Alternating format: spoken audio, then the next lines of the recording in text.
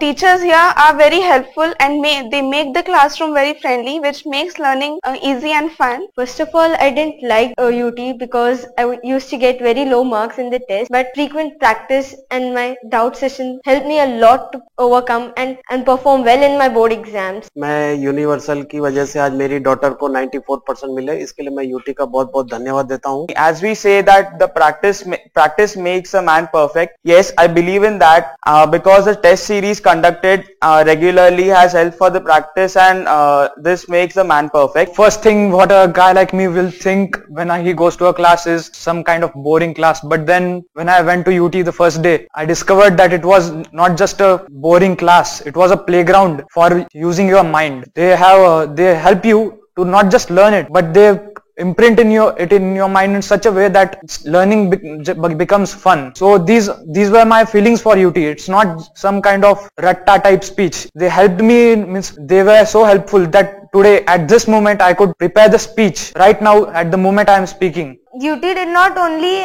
teach us, UT did not only help us in our studies, but in all other things. As we completed our portion beforehand, then I had lots of time for sports with all my friends. The teachers have been very cooperative in UT.